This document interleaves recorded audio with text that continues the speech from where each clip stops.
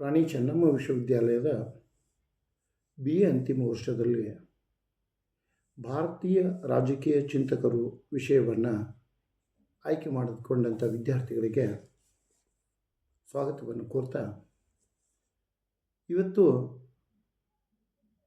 ನಾವುಗಳು ಚರ್ಚೆ ಮಾಡುತ್ತಿರುವ ಭಾರತದ ಮಹಾನ್ ರಾಜಕೀಯ ಚಿಂತಕ, ಅವರು ನಿಜವಾಗಿಯೂ ರಾಜಕೀಯ ಚಿಂತಕರಲ್ಲ, ಆದರೆ ಒಬ್ಬ ರಾಷ್ಟ್ರವಾದಿಯಾಗಿದ್ದರು ಅನ್ನೋದರಿಂದ ಅವರ ರಾಷ್ಟ್ರೀಯವಾದ ವಿಚಾರಗಳನ್ನು ನಾವು ಅಧ್ಯಯನ ಮಾಡಬೇಕಾಗಿರೋದ್ರಿಂದ ಒಬ್ಬ ಮಹಾನ್ ಕವಿ ಭಾರತಕ್ಕೆ ಅಷ್ಟೇ ಏಕೆ, ಏಷ್ಯಾಕ್ಕೆ ಅಷ್ಟೇ ಏಕೆ ಬಿಳಿಯರಲ್ಲದ ಮೊದಲ ನೋಬೆಲ್ ಪಾರಿತೋಷಕ ಪಡೆದಂತಹ ರವೀಂದ್ರನಾಥ್ ಟ್ಯಾಗೋರ್ ಅವರ ಬಗ್ಗೆ ಇವತ್ತು ಚರ್ಚೆ ಮಾಡೋಣ. ಇವರು ಮೇ 7, 1861 ಕೋಲ್ಕತ್ತಾದಲ್ಲಿ ಜನ್ಮ ತಾಳ್ತಾ ಇದ್ದಾರೆ. ಒಂದು ಶ್ರೀಮಂತ ಕುಟುಂಬದಲ್ಲಿ. ಮಹರ್ಷಿ ಮಹೇಂದ್ರನಾಥ್ ಇವರ ತಂದೆ ಅತ್ಯಂತ ಶ್ರೀಮಂತರಾಗಿರ್ತಾ ಇದ್ದಾರೆ. ಈ ಕುಟುಂಬ ನೋಡಿ, ರವೀಂದ್ರನಾಥ್ ಟ್ಯಾಗೋರ್ ಅವರ ಕುಟುಂಬ ಬ್ರಹ್ಮೋ ಸಮಾಜದ ಬಗ್ಗೆ ಏನು ರಾಜಾರಾಮ್ ಮೋಹನ್ರ ಬಗ್ಗೆ ಮೊನ್ನೆ ಕ್ಲಾಸ್ನಲ್ಲಿ ಚರ್ಚೆ ಮಾಡಬೇಕಾದ್ರೆ ರಾಜಾರಾಮ್ ಮೋಹನ್ ರಾಯರು ಬ್ರಹ್ಮ ಸಮಾಜದ ಸ್ಥಾಪನೆ ಮಾಡಿದರು ಅಂತ ಚರ್ಚೆ ಮಾಡಿದ್ವಲ್ಲ, ಆ ಬ್ರಹ್ಮೋ ಸಮಾಜದ ಜೊತೆಗೆ ಅನ್ಯೋನ್ಯ ಸಂಬಂಧವನ್ನು ಈ ಕುಟುಂಬ ಹೊಂದಿರ್ತಾ ಇದೆ. ಅಂದರೆ ರವೀಂದ್ರನಾಥ್ ಠಾಗೂರರಿಗೆ ಬಾಲ್ಯದಲ್ಲಿಯೇ ಬ್ರಹ್ಮೋ ಸಮಾಜದ ಪ್ರಭಾವ ನಮಗೆ ಕಂಡು ಬರ್ತಾ ಇದೆ. ಜೊತೆಗೆ ಅವರು 7 ವರ್ಷದವರು ಇದ್ದಾಗಲೇ ಒಂದು ಕವನ ಬರೀತಾರಂತೆ. ಅಂದರೆ ಕವಿ ಮನಸ್ಸು ಅವರದ್ದು ಹುಟ್ಟಿದಾಗಿಂದಿಗಿತ್ತು. ಆ ಕವನವನ್ನು ಬರೆದ ನಂತರ ಅವರ ತಂದೆಯೊಂದಿಗೆ ಅವರು ಇವತ್ತಿನ ಹಿಮಾಚಲ ಪ್ರದೇಶ, ಉತ್ತರಾಂಚಲ ಅಂತ ಏನು ಕರೀತಾ ಇದ್ದೀವಿ, ಹಿಮಾಲಯ ಭಾಗ ಅಂತ ಏನು ಕರೀತಾ ಇದ್ದೀವಿ, ಅಲ್ಲಿಯ ಎಲ್ಲ ದೇವ ಮಂದಿರಗಳಿಗೆ ವಾರಣಾಸಿ, ಗಯಾ, ಕೇದಾರನಾಥ, ಬದ್ರಿನಾಥ, ಜೋಶಿ ಮಠ ಇವೇನು ಕರೀತಾ ಇದ್ದೀವಿ, ಇವೆಲ್ಲವುಗಳಿಗೆ ತಮ್ಮ ತಂದೆಯವರೊಂದಿಗೆ ಪ್ರವಾಸ ಮಾಡ್ತಾ ಇದ್ದಾರೆ. ಆ ಸಮಯದಲ್ಲಿ ಇವರು ತಿಳ್ಕೊಳ್ತಾ ಇದ್ದಾರೆ. ಉಪನಿಷತ್ತುಗಳನ್ನ ಅರ್ಥ ಮಾಡಿಕೊಳ್ಳಿಕ್ಕೆ ಪ್ರಯತ್ನ ಮಾಡ್ತಾ ಇದ್ದಾರೆ. ತದನಂತರ ರಾಮಾಯಣ, ಮಹಾಭಾರತ, ಗೀತಗೋವಿಂದ, ವೈಷ್ಣವಿ ಭಕ್ತಿ ಮುಂತಾದ ಈ ಭಕ್ತಿಗೀತೆಗಳನ್ನು ಇವರು ಅನುಕರಣೆ ಮಾಡ್ತಾ ಬಂಕಿಂಚಂದ್ ಚಟ್ಟೋಪಾಧ್ಯಾಯ, ಏನು ಖ್ಯಾತ ಬಂಗಾಳಿ ಕಾದಂಬರಿಕಾರರಾಗಿ ಹೋಗ್ತಾ ಇದ್ದಾರೆ, ಬಂಕಿಂಚಂದ್ರ ಚಟ್ಟೋಪಾಧ್ಯಾಯ ಅಂತೇಳಿ, ಅವರ ಲೇಖನಗಳಿಂದ ಪ್ರಭಾವಿತರಾಗಿ, ಅವರ ಬರವಣಿಗೆಗಳಿಂದ ಪ್ರಭಾವಿತರಾಗಿ ಇವರು ತಮ್ಮ ಲೇಖನಗಳನ್ನು ಬರೀಲಿಕ್ಕೆ, ಕವನ ಕಾವ್ಯಗಳನ್ನು ಬರೀಲಿಕ್ಕೆ ಪ್ರಾರಂಭ ಮಾಡ್ತಾ ಇದ್ದಾರೆ. ಪಾಶ್ಚಾತ್ಯ ಸಾಹಿತ್ಯವನ್ನು ಅಧ್ಯಯನ ಮಾಡಲಿಕ್ಕೆ 17ನೇ ಶತಮಾನದಲ್ಲಿ 17ನೇ ವಯಸ್ಸಿನಲ್ಲಿ ಇವರು ಇಂಗ್ಲೆಂಡಿಗೆ ಪ್ರಯಾಣ ಬೆಳೆಸ್ತಾ ಇದ್ದಾರೆ. ಆ ಪಾಶ್ಚಾತ್ಯ ಸಾಹಿತ್ಯದ ಪ್ರಭಾವ ಇವ್ರ ಮೇಲೆ ಹೆಚ್ಚಾಗಿತ್ತು ಅನ್ನೋದನ್ನು ನಾವುಗಳು ಕಾಣ್ತಾ ಇದ್ದೀವಿ. ಆದರೆ ಇಲ್ಲಿ ನಾವು ಒಂದನ್ನು ನಾವು ಭಾಳ ಗಮನದಲ್ಲಿಟ್ಕೊಂಡು ಭಾಳ ಸೀರಿಯಸ್ ಆಗಿ ವಿಚಾರ ಮಾಡಬೇಕು. ಪಾಶ್ಚಾತ್ಯ ಸಾಹಿತ್ಯದಿಂದ ಇವರು ಪ್ರಭಾವಿತರಾದರೂ ರಾಷ್ಟ್ರೀಯತೆ, ರಾಷ್ಟ್ರೀಯ ಮನೋಭಾವ ಮತ್ತು ಭಾರತೀಯರ ಬಗ್ಗೆ ಗೌರವ, ಭಾರತೀಯರು ಬ್ರಿಟಿಷರ ಕೈಯಲ್ಲಿ ಅನುಭವಿಸ್ತಿದ್ದ ನೋವು, ಯಾತನೆಗಳ ಬಗ್ಗೆ ತಮ್ಮ ವಿಚಾರಗಳನ್ನು ಇವರು ನಿರಂತರವಾಗಿ ನಮ್ಮ ಮುಂದೆ ಮಂಡಿಸೋದನ್ನು ನಾವುಗಳು ಕಾಣ್ತಾ ಇದ್ದೀವಿ. ನಮಗೆಲ್ಲ ಗೊತ್ತಿದೆ, ನಮ್ಮ ರಾಷ್ಟ್ರಗೀತೆ ಜನಗಣಮನ ಬರೆದವರು ರವೀಂದ್ರನಾಥ್ ಠಾಗೂರ್ ಅಂತೇಳಿ. ಈ ಜನಮನ ಗೀತೆಯನ್ನು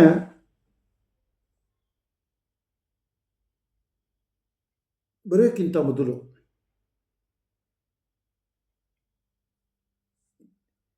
ಅಂದರೆ ಜನಮನ ಗಣ ಏನು ಭಾರತದ ರಾಷ್ಟ್ರಗೀತೆ ಆಗ್ತಾ ಇದೆ, ಅದಕ್ಕಿಂತ ಮೊದಲು ಸ್ವಾತಂತ್ರ್ಯ ಆಂದೋಲನಕ್ಕೆ ಪ್ರೇರಣೆಯಾಗುವಂಥ, ಸ್ವಾತಂತ್ರ್ಯ ಹೋರಾಟಗಾರರನ್ನು ಪ್ರೇರೇಪಿಸುವಂತಹ ಸಾಕಷ್ಟು ಸ್ವಾತಂತ್ರ್ಯದ ಪರಿಕಲ್ಪನೆಗಳಿರುವ ಕವನಗಳನ್ನು ಇವರು ರಚನೆ ಮಾಡ್ತಾ ಇದ್ದಾರೆ ಅಂತ.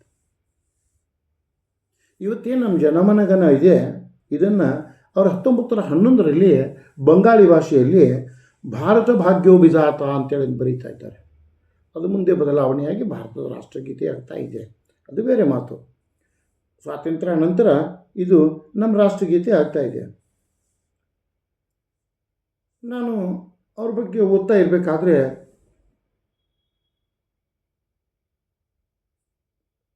ಬಾಂಗ್ಲಾದೇಶದ ರಾಷ್ಟ್ರಗೀತೆಯನ್ನು ಇವರೇ ಬರೆದಿದ್ದಾರಂತೆ. ಶ್ರೀಲಂಕಾ ರಾಷ್ಟ್ರದ ರಾಷ್ಟ್ರಗೀತೆಯನ್ನು ಬರೀಲಿಕ್ಕೆ ಪ್ರೇರಣೆ ಕೂಡ ಇವರೇ ಅಂತೆ. ಅಂದರೆ ರವೀಂದ್ರನಾಥರು ಎಷ್ಟು ದೊಡ್ಡ ಕವಿಯಾಗಿದ್ದರು ಅನ್ನೋದು ನಮ್ಗೆ ಗೊತ್ತಾಗ್ತಾ ಇದೆ. ರವೀಂದ್ರನಾಥ ಠಾಗೂರನ್ನು ರಾಜ್ಯಶಾಸ್ತ್ರದ ವಿದ್ಯಾರ್ಥಿಗಳಾದಂಥ ನಾವುಗಳು ಕವಿ ಎನ್ನುವ ದೃಷ್ಟಿಕೋನದಿಂದ ಹೆಚ್ಚಾಗಿ ರಾಷ್ಟ್ರೀಯವಾದಿ ಅನ್ನುವ ದೃಷ್ಟಿಕೋನದಿಂದ ಅಧ್ಯಯನ ಮಾಡಬೇಕಾಗ್ತಾ ಇದೆ. ಅವರು ಕವಿ, ನೊಬೆಲ್ ಪ್ರಶಸ್ತಿ ವಿಜೇತರು, ಅದರ ಬಗ್ಗೆ ಎರಡನೇ ಮಾತು ನಮ್ಮಲ್ಲಿಲ್ಲ, ಅದರ ಬಗ್ಗೆ ನಾವು ಮಾತಾಡೋದಿಲ್ಲ. ಆದರೆ ನಮ್ಮ ಅಧ್ಯಯನಕ್ಕೆ ಅವರ ಬಗ್ಗೆ ಇಟ್ಟಿರುವ ವಿಚಾರಗಳು ಏನು ಅಂತಂದರೆ, ಅವರೊಬ್ಬ ರಾಷ್ಟ್ರೀಯವಾದಿ ಅನ್ನುವ ವಿಚಾರ. ರವೀಂದ್ರನಾಥ್ ಠಾಗೂರರು ಕೇವಲ ಕವಿಗಳು ಮಾತ್ರ ಅಲ್ಲ, ಒಬ್ಬ ರಾಷ್ಟ್ರೀಯವಾದಿಗಳು ಅನ್ನುವ ಒಂದು ವಿಚಾರ. ಇವರು ರಾಷ್ಟ್ರೀಯವಾದಿ ಅಂತ ಹೇಳುವಂಥ ಸಮಯದಲ್ಲಿ ಒಂದು ಮಾತನ್ನು ನಾವು ಗಮನದಲ್ಲಿಟ್ಕೊಳ್ಬೇಕು. ಬ್ರಿಟಿಷರನ್ನು ದ್ವೇಷಿಸುವ ಅತಿರೇಕವಾದಂಥ ಒಂದು ಮನಸ್ಥಿತಿ ಇವರಲ್ಲಿ ಇರಲಿಲ್ಲ.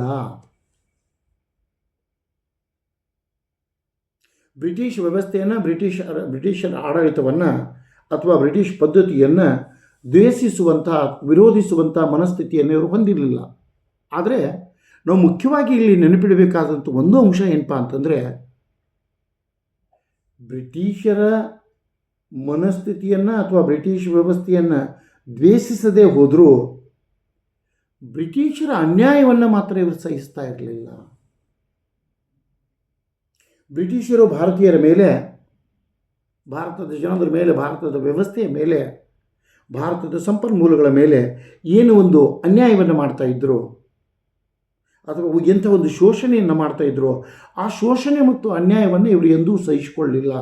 ಅದನ್ನು ನೇರಾನೇರವಾಗಿ ಅಥವಾ ಖಂಡತುಂಡವಾಗಿ ಅಂತ ಏನು ಹೇಳ್ತಾ ಇದ್ದೀವಿ, ನೇರಾನೇರವಾಗಿ ಅವರ ಆ ವಿಚಾರಗಳನ್ನು ಇವರು ಸ್ಪಷ್ಟವಾಗಿ ತಿರಸ್ಕರಿಸ್ತಾರೆ, ವಿರೋಧಿಸ್ತಾರೆ ಅನ್ನೋದನ್ನು ನಾವು ಗಮನಿಸ್ಕೊಳ್ಬೇಕು. ಆ ಕಾರಣಕ್ಕಾಗಿ ಇವರಿಗೆ ನಾವು ಪ್ರಖರವಾದ ರಾಷ್ಟ್ರೀಯವಾದಿ ಅಂತ ಕರಿತಾ ಇದ್ದೀವಿ.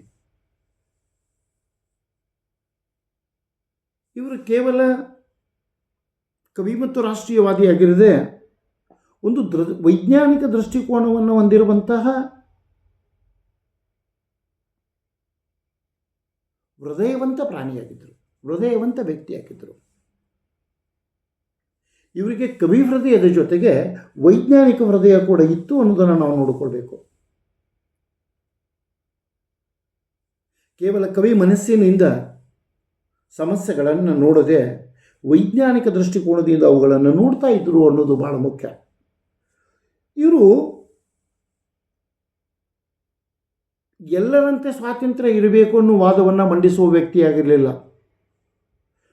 ಸ್ವಾತಂತ್ರ್ಯ ಹೇಗಿರಬೇಕು ಅನ್ನುವುದೇ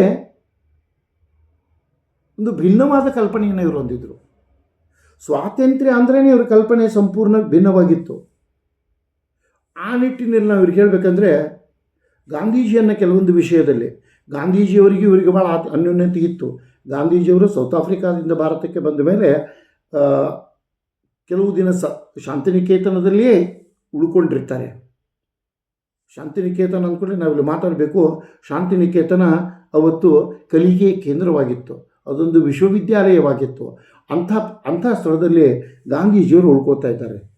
ಗಾಂಧೀಜಿಯವರಿಗೆ ಇವರಿಗೂ ಆತ್ಮೀಯ ಮತ್ತು ಅನ್ಯೋನ್ಯ ಸಂಬಂಧಿಗಳು ಇದ್ದರೂ ಕೂಡ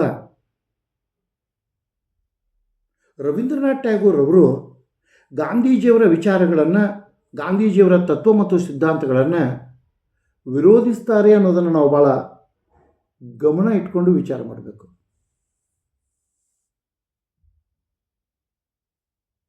ಗಾಂಧೀಜಿಯವರ ವಿಚಾರಗಳನ್ನು, ಗಾಂಧೀಜಿಯವರ ಸಿದ್ಧಾಂತಗಳನ್ನು ಮುಲಾಜಿಲ್ಲದೆ ಖಂಡತುಂಡವಾಗಿ ನೇರಾನೇರವಾಗಿ ಖಂಡಿಸುವ ಧೈರ್ಯ ಯಾರಿಗಾದರೂ ಇದ್ದರೆ ಅದು ಇವರಿಗೆ ಮಾತ್ರ ಅನ್ನೋದನ್ನು ನಾವು ನೆನಪಿಟ್ಕೊಳ್ಬೇಕು. ನಾವು ಅವರೊಬ್ಬರು ಸಾಹಿತಿ ಅಂತ ಹೇಳಿದೆ, ಅವರನ್ನು ಸಾಹಿತಿ ಅಂತ ನೋಡ್ತಾ ಇದ್ದೀವಿ ಅನ್ನೋದ್ರ ಬಗ್ಗೆ ಚರ್ಚೆ ಮಾಡಿದ್ದೀವಿ. ಅವಳ ಬಹಳಷ್ಟು ಕೃತಿಗಳು, ಉದಾಹರಣೆಗೆ ಗೀತಾಂಜಲಿ, ಜೀವನ ಸ್ಮೃತಿ ಮುಂತಾದ ಕವಿತೆಗಳು ಇವತ್ತಿಗೂ ಬಹಳ ಜನಪ್ರಿಯ ಆಗಿದ್ದಾವೆ. ಬಂಗಾಳಿ ಸಾಹಿತ್ಯಕ್ಕೆ ಅವರ ಕೊಡುಗೆ ಅನನ್ಯವಾಗಿದೆ ಅನ್ನೋದನ್ನು ನಾವು ನೆನಪಿಟ್ಕೊಳ್ಬೇಕು. ಇಲ್ಲಿ ಒಂದು ಮಾತನ್ನು ನಾವು ನೆನಪಿಟ್ಕೊಳ್ಬೇಕು, ರವೀಂದ್ರನಾಥ್ ಟ್ಯಾಗೋರ್ ಬಂಗಾಳಿ ಸಾಹಿತ್ಯದಲ್ಲಿ ಸಾಹಿತ್ಯ ರಚನೆ ಮಾಡುವುದಕ್ಕಿಂತ ಮೊದಲು ಬಂಗಾಳಿ ಸಾಹಿತ್ಯದ ಮೇಲೆ ಸಂಸ್ಕೃತದ ಪ್ರಭಾವವಿತ್ತು. ಆ ಸಂಸ್ಕೃತದ ಪ್ರಭಾವ ಕಡಿಮೆಯಾಗುವಂತೆ ನೋಡಿಕೊಂಡ ಶ್ರೇಯಸ್ಸು ರವೀಂದ್ರನಾಥ್ ಟ್ಯಾಗೋರ್ಗೆ ಹೋಗ್ತಾ ಇದೆ. ಅಂದರೆ ಸಂಸ್ಕೃತದ ಪ್ರಭಾವದಿಂದ ಹೊರಬಂದು ಹೊಸ ಮಾದರಿಯ ಕವಿತೆಗಳನ್ನು, ಹೊಸ ಮಾದರಿಯ ಸಾಹಿತ್ಯವನ್ನು ರಚಿಸಿ ಬಂಗಾಳಿಗಳ ಮನಸ್ಸನ್ನು ಗೆಲ್ಲುವಲ್ಲಿ ಇವರು ಯಶಸ್ವಿಯಾಗ್ತಾರೆ ಅನ್ನೋದನ್ನು ನಾವು ನೆನಪಿಟ್ಕೊಳ್ಬೇಕು. ಮುಂದೆ ನಾವು ಹೇಳ್ತೀವಿ, ಇವರಿಗೆ 1913ರಲ್ಲಿ ಸಾಹಿತ್ಯಕ್ಕೆ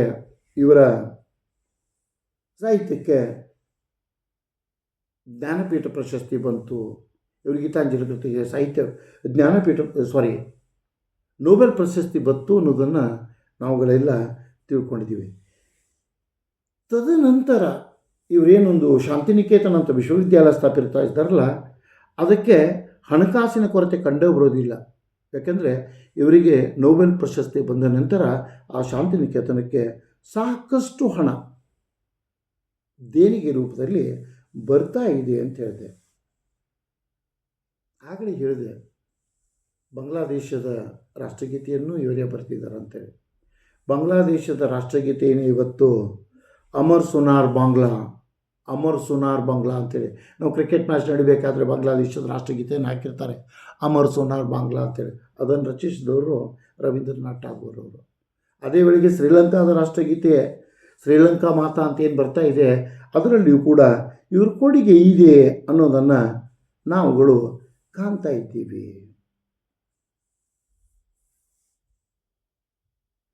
ಆಗಲೇ ಒಂದು ಮಾತನ್ನು ಹೇಳಿದೆ, ಇವರು ಪ್ರಖರವಾದ ರಾಷ್ಟ್ರೀಯವಾದಿಗಳಾಗಿದ್ದರು ಅನ್ನೋದನ್ನು.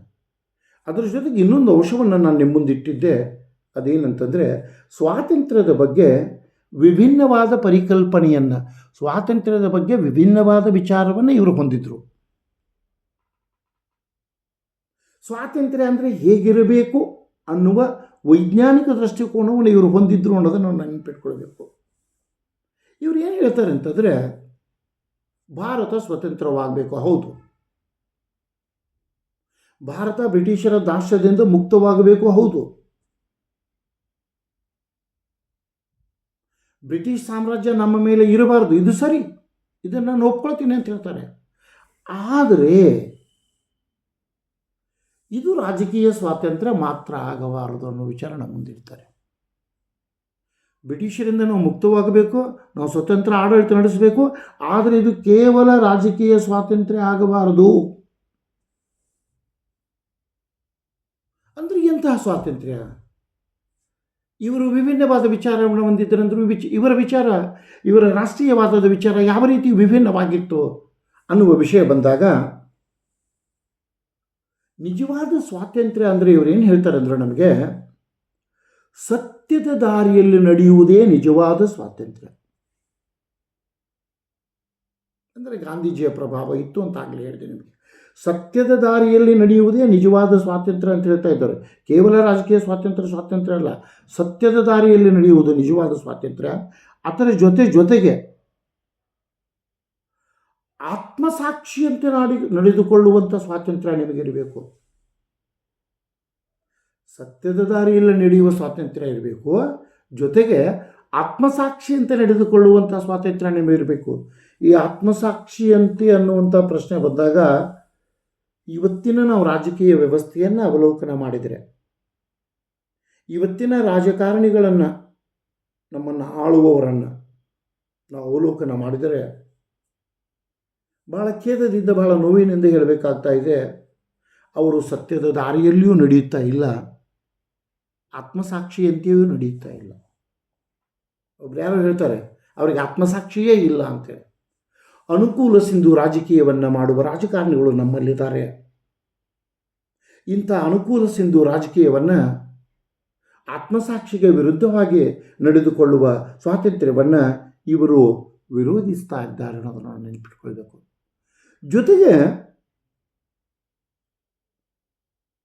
ಬ್ರಿಟಿಷರನ್ನು ವಿರೋಧಿಸುವ ನೆಪದಲ್ಲಿ ಬ್ರಿಟಿಷ್ ಆಡಳಿತವನ್ನು, ಬ್ರಿಟಿಷ್ ನೀತಿಯನ್ನು, ಬ್ರಿಟಿಷರ ವ್ಯವಸ್ಥೆಯನ್ನು, ವಸಾಹತುಶಾಹಿ ಪದ್ಧತಿಯನ್ನು ವಿರೋಧಿಸುವ ಭರಾಟೆಯಲ್ಲಿ, ವಿರೋಧಿಸುವ ಒಂದು ಮನಸ್ಥಿತಿಯಲ್ಲಿ ಬ್ರಿಟಿಷರು ಮಾಡಿದ್ದೆಲ್ಲ ತಪ್ಪು ಅಂತ ಹೇಳುವುದು ಸರಿಯಲ್ಲ ಅಂತ ಇವರು ಹೇಳ್ತಾ ಇದ್ದಾರೆ.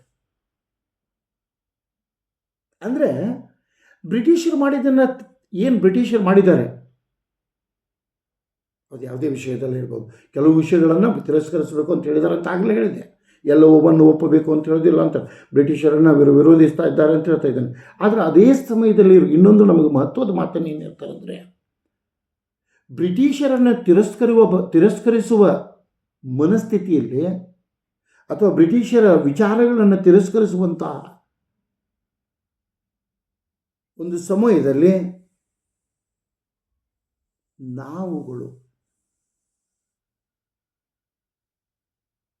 ಅವರಲ್ಲಿರುವ ಒಳ್ಳೆಯ ಅಂಶಗಳನ್ನು ಒಪ್ಪಿಕೊಂಡು ಅವನ್ನು ಸ್ವಾತಂತ್ರ್ಯೋತ್ತರ ಭಾರತದಲ್ಲಿ ಅಳವಡಿಸಿಕೊಳ್ಳಬೇಕು ಅಂತ ಹೇಳ್ತಾರೆ. ಅಂದರೆ ಬ್ರಿಟಿಷ್ ಆಡಳಿತ ವ್ಯವಸ್ಥೆಯಲ್ಲಿಯೂ ಕೆಲವು ಒಳ್ಳೆಯ ಅಂಶಗಳಿದ್ದಾವೆ, ಬ್ರಿಟಿಷರಿಂದಲೂ ನಾವು ಕಲಿಯಬೇಕಾದಂಥ ಕೆಲವು ಅಂಶಗಳಿದ್ದಾವೆ. ಆ ಅಂಶಗಳನ್ನು ನಾವು ಸ್ವತಂತ್ರವಾದ ಮೇಲೆ, ಭಾರತ ಒಂದು ಸ್ವತಂತ್ರ ರಾಷ್ಟ್ರವಾದ ಮೇಲೆ, ಬ್ರಿಟಿಷ್ ದಾಸರಿಂದ ಮುಕ್ತವಾದ ಮೇಲೆ ಅವರಲ್ಲಿರುವ ಒಳ್ಳೆಯ ಅಂಶಗಳನ್ನು, ಅವರ ಒಳ್ಳೆಯ ವಿಚಾರ ಪದ್ಧತಿಗಳನ್ನು, ಅವರ ಒಳ್ಳೆಯ ಆಡಳಿತ ನೀತಿಗಳನ್ನು ನಮ್ಮ ರಾಷ್ಟ್ರದಲ್ಲಿ ನಾವು ಅಳವಡಿಸಿಕೊಳ್ಳಬೇಕು ಅಂತೇಳಿಅವರು ಒತ್ತಿ ನಮಗೆ ಹೇಳ್ತಾ ಇದ್ದಾರೆ. ಅದರ ಮೇಲೆ ಬೆಳಕನ್ನು ಚೆಲ್ತಾ ಇದ್ದಾರೆ. ಅವರ ಒಳ್ಳೆಯ ವಿಚಾರಗಳನ್ನು ಮೈಗೂಡಿಸಿಕೊಳ್ಳಿ, ಅವರ ಒಳ್ಳೆಯ ವಿಚಾರಗಳನ್ನು ಆಚರಿಸಲಿಕ್ಕೆ ಪ್ರಯತ್ನಿಸಿ ಅನ್ನುವ ಮಾತನ್ನು ನಮಗೆ ಇವರು ಹೇಳ್ತಾ ಇದ್ದಾರೆ. ಇನ್ನೊಂದು ವಿಚಾರ ನಾನು ಇಲ್ಲಿ ನಿಮ್ಗೆ ಹೇಳಲೇಬೇಕು. ಅಸಹಕಾರ ಆಂದೋಲನ ಇವರು ಒಪ್ಪಿಗೆ ಇರಲಿಲ್ಲ. ಇವರಿಗೆ ಅಸಹಕಾರ ಆಂದೋಲನದಲ್ಲಿ ವಿಶ್ವಾಸನೇ ಇರಲಿಲ್ಲ. ಯಾಕಂದರೆ ಬ್ರಿಟಿಷರು ಮಾಡಿದ್ದೆಲ್ಲ ತಪ್ಪು ಅನ್ನೋ ಭಾವನೆ ಇವರಲ್ಲಿರಲಿಲ್ಲ. ಆ ಕಾರಣಕ್ಕಾಗಿ ಇವರು ಏನು ಹೇಳ್ತಾ ಇದ್ದಾರೆ ಅಂತಂದರೆ, ಗಾಂಧೀಜಿಯವರು ಏನು ಅಸಹಕಾರ ಆಂದೋಲನ ಅಂತ ಮಾಡ್ತಾ ಇದ್ದಾರೆ, ಇದು ಸರಿಯಲ್ಲ, ಇದು ತಪ್ಪು ಅಂತ ಹೇಳ್ತಾ ಇದ್ದಾರೆ.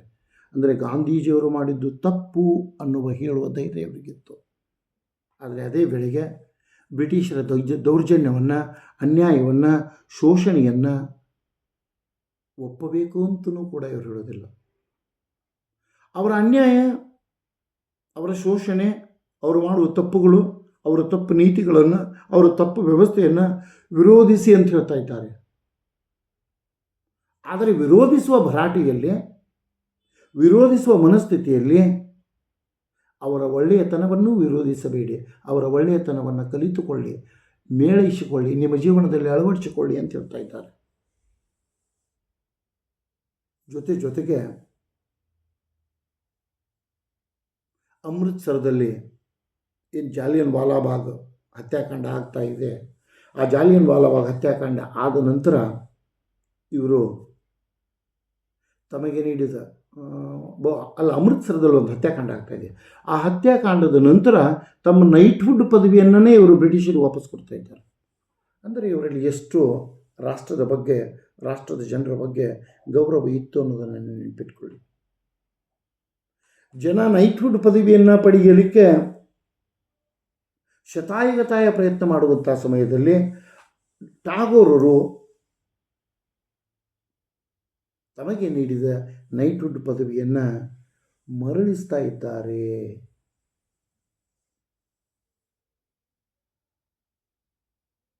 ಇವರೇನು ಹೇಳ್ತಾರೆ ಅಂದರೆ, ಬ್ರಿಟಿಷರು ಭಾರತಕ್ಕೆ ಒಕ್ಕರಿಸಿದ ಒಂದು ರೋಗ ಅಂತ ಹೇಳ್ತಾ ಇದ್ದಾರೆ. ಬ್ರಿಟಿಷರು ಭಾರತಕ್ಕೆ ಒಕ್ಕರಿಸಿದ ಒಂದು ರೋಗ ಅಂತ ಹೇಳ್ತಾರೆ. ಅಂದಮೇಲೆ ಆ ರೋಗವನ್ನು ನಾವು ಗುಣಪಡಿಸಲೇಬೇಕು. ರೋಗಿಯನ್ನು ಗುಣಪಡಿಸಲೇಬೇಕು. ಆದರೆ ರೋಗ ಮತ್ತು ರೋಗಿಯನ್ನು ಗುಣಪಡಿಸುವಂಥ ಪ್ರಸಂಗದಲ್ಲಿ ಆ ರೋಗಿಯನ್ನು ಹಾಳು ಮಾಡಬೇಡಿ ಅಂತ ಹೇಳ್ತಾರೆ. ಅಂದರೆ ಅವರಿಗೆ ಬ್ರಿಟಿಷರ ಬಗ್ಗೆ ಬಹಳ ಗೌರವ ಇತ್ತು ಅಂತ ನಾನು ಹೇಳ್ತಾ ಇಲ್ಲ. ಭಾರತದ ಬಗ್ಗೆ, ಭಾರತೀಯರ ಬಗ್ಗೆ, ಭಾರತದ ಸಮಸ್ಯೆಗಳ ಬಗ್ಗೆ ಅವರಿಗೆ ಅರಿವಿತ್ತು. ಬ್ರಿಟಿಷರು ಮಾಡುತ್ತಿರುವಂಥ ದೌರ್ಜನ್ಯ ಮತ್ತು ಶೋಷಣೆಗಳ ಬಗ್ಗೆ ತಿಳುವಳಿಕೆ ಇತ್ತು. ಆದರೆ ಗಾಂಧೀಜಿಯವರ ಅಸಹಕಾರ ಚಳುವಳಿಯ ಬಗ್ಗೆ ಅವರಿಗೆ ಒಪ್ಪಿಗೆ ಇರಲಿಲ್ಲ. ಬ್ರಿಟಿಷರು ಕೆಲವು ಒಳ್ಳೆಯ ಯೋಜನೆಗಳನ್ನು, ಅವೆಲ್ಲವನ್ನು ಇಲ್ಲಿ ಪಟ್ಟಿ ಮಾಡಲಿಕ್ಕೆ ಆಗೋದಿಲ್ಲ, ಬ್ರಿಟಿಷರ ಒಳ್ಳೆಯ ಯೋಜನೆಗಳನ್ನು ಇವರು ನಮ್ಮ ಜೀವನದಲ್ಲಿ ಅಳವಡಿಸಿಕೊಳ್ಳಬೇಕು ಅಂತ ಭಾರತೀಯರಿಗೆ ಕರೆ ಕೊಡ್ತಾ ಇದ್ದಾರೆ. ಅಂತಹ ಒಬ್ಬ ಮಹಾನ್ ರಾಷ್ಟ್ರೀಯವಾದಿ, ಚಿಂತಕ, ಕವಿ, ಭಾರತ ಗೌರವವಾಗಿದ್ದಂಥ ರವೀಂದ್ರನಾಥ್ ಠಾಗೋರ್ ಅವರ ಬಗ್ಗೆ ನಿಮ್ಮ ಜೊತೆ ಚರ್ಚೆ ಮಾಡಲಿಕ್ಕೆ ಇವತ್ತು ನಿಜವಾಗಿಯೂ ಖುಷಿ ಅನ್ನಿಸ್ತಾ ಇದೆ. ಮತ್ತೆ ಸಿಗೋಣ. ಎಲ್ರಿಗೂ ಒಳ್ಳೆಯದಾಗಲಿ. ನಮಸ್ಕಾರಗಳು.